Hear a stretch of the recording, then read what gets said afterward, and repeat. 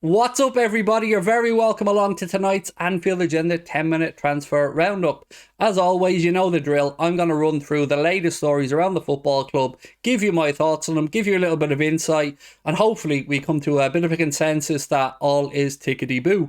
Do let me know your thoughts in the comment section. Of course, please do drop a like on the video and hit that subscribe button. And as always, if you want to catch Anfield Agenda live, you can find us on our Twitch channel most nights at about 8:30 p.m.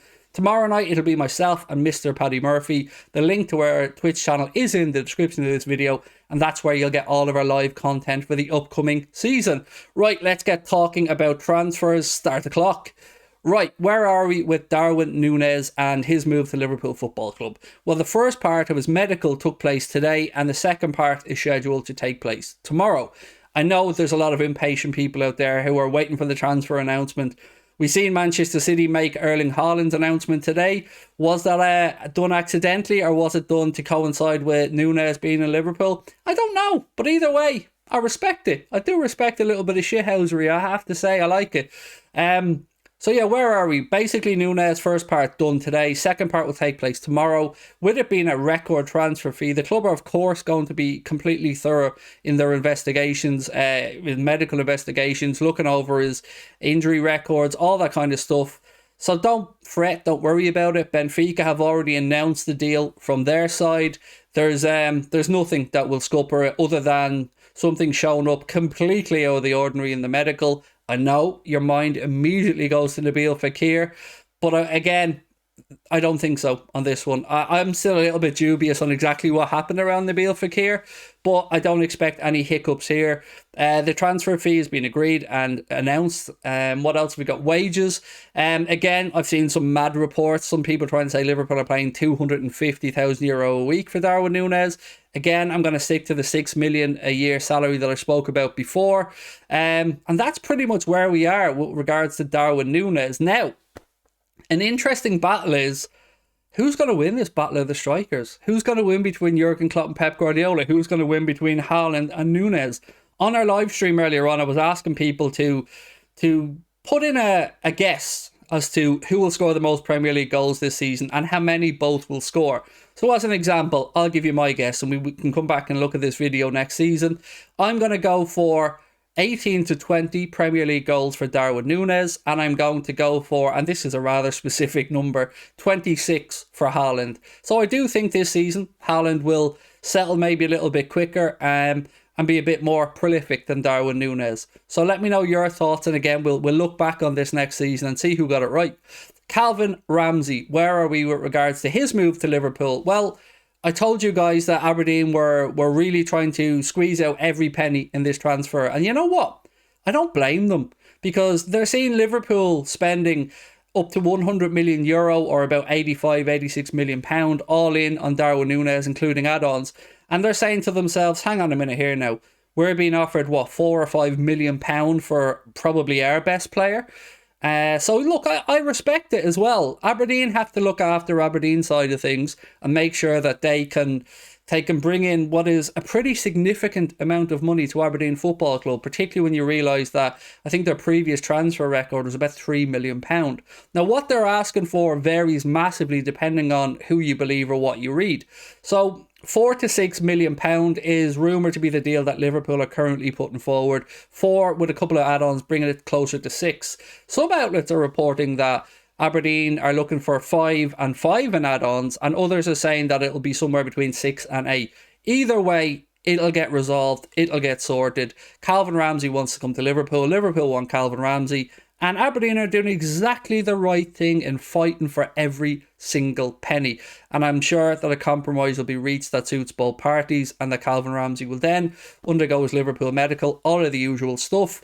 And also keep an eye on there, or keep in mind that Liverpool have been working on a big deal. So it's no surprise that this deal maybe is dragging on a little bit, because with all due respect, the club's priorities are on the big prize right now, and that was Darwin Nunez. There was a report from David Maddock today suggesting that Sadio Mane wanted £400,000 per week to stay at Liverpool Football Club. I think running the numbers, that would have worked out at around 85, 86 million pound all in for the 4-year contract that apparently he was asking for. Now, here's my gripe with this. Whatever Sadio asked for, he asked for. Whether it was 400 grand a week or not, we don't know.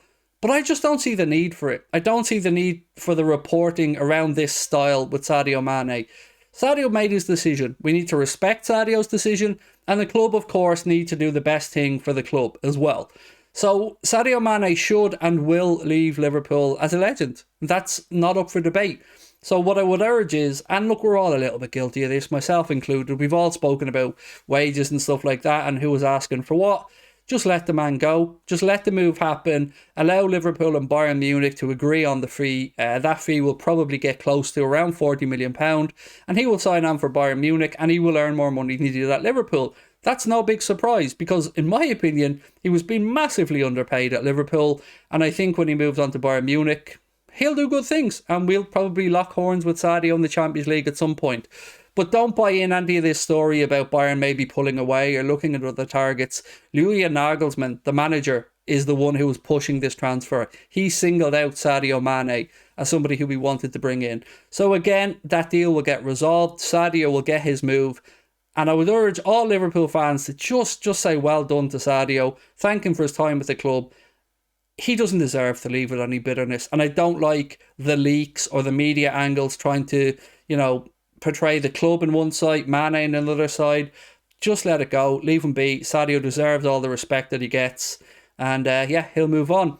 Right, a couple of other bits and pieces as well that we need to talk about with regards to Liverpool transfers are midfield targets. And again, I'm coming up short on this. Sangara is a name who has been linked with a lot of clubs in Europe. Manchester United are looking at him. I think a few other Premier League clubs, because he has a 35 million quid buyout clause in his PSV Eindhoven contract. Will he end up at Liverpool? I don't know. Yuri Tielemans, that's another name that for £25 million, the rumoured fee that it would take to get him out of his Leicester City deal, he's got 1 year left on his contract. As of yet, he hasn't agreed a new deal. I think he's turned down a couple of offers from them. So will he be somebody Liverpool looks at? I honestly don't know. And I'm going to keep saying I don't know because I won't lie to you guys. I don't know who we are being linked with in midfield. Bissouma is somebody who I like. I know there was potentially outstanding legal issues, I think, around Bissouma. I don't know if they've been resolved or not. But for me, it boils down to two things. Are we going after Jude Bellingham? Will it be in this window? And why won't it be in this window? A couple of reasons. One, he's already committed to Dortmund and he's going to stay there. But I think, and I don't know this as a fact, it's just an opinion, I think he's looked at the situation and thought, it's a World Cup year. Gareth Southgate has competition for midfield places and he wants to make sure that there's no bumps in the road for him. He knows that he's loved at Borussia Dortmund. He's settled there. He'll be playing Champions League football and he will be playing week in and week out. And if he moved to Liverpool, yes, he'll play, but will he play straight away? Will he be able to get back to the level that he was at Dortmund immediately? Because remember, Liverpool's transfers have been a bit of a mixed bag with who settles quickly and who doesn't. Robbo took ages. Oxlade-Chamberlain took a while. And if he came in, he could hit the ground running, but he doesn't want to sacrifice his England chances ahead of the World Cup. That's understandable. So I think it's probably the right place for him right now. Still have no update, by the way, on Caoimhín Kelleher. I'm sorry that I don't. I wish I did have a little bit more. But we still wait to find out if Caoimhín Kelleher is going to go out on loan or whether he's going to stay at Liverpool Football Club. Then we move on to Alex Oxlade-Chamberlain. Again, same talk every day. 10 to 15 million quid Liverpool are looking for. Newcastle linked, West Ham linked, Villa linked, United linked. He hasn't made the move yet. I would say, at a guess, he's got a young family. I think his partner Perry, isn't she from the north of England? So maybe they'll look to move back up in that direction or stay up in that direction. And then the other name that we have to talk about with regard to Liverpool transfers is Takumi Minamino. I said to you guys yesterday that as far as I'm aware, there was interest in Wolves and Monaco mainly for Takumi Minamino. Monaco could potentially be in the driving seat here because they've just agreed to sell Erling Haaland to Real Madrid for about €100 million, meaning that they will have money to spend. And Liverpool have a price tag on Takumi Minamino of £17 million, which would mean we nearly turn a £10 million profit on the transfer fee that we paid when we triggered his buyout clause in his Salzburg, yes, I was going to say RB Leipzig, but it was Salzburg contract. So that's pretty much it with regards to transfer news and gossip. Nat Phillips potentially a loan to Bournemouth. I think I said to you guys yesterday that Liverpool are weighing up whether to use Nat Phillips in the long term as Joel Matip understudy with the view to him being a potential Joel Matip replacement. I think that's us today. I think we are there. We've 25 seconds to go. I'm probably going to come up a little bit short, but you know me, I can waffle these last few seconds. So look, as always, do want to know your thoughts on whatever I've spoken about in this video. Who will win the battle of the number 9s in the season ahead? The smart money is probably on Haaland, but you know what? We love an outsider. We love a chance at Liverpool. So let me know your thoughts on Darwin Nunez. Thank you for your support as always. Drop a like on the video, hit that subscribe button, and looks, we've run out of time. Bye-bye.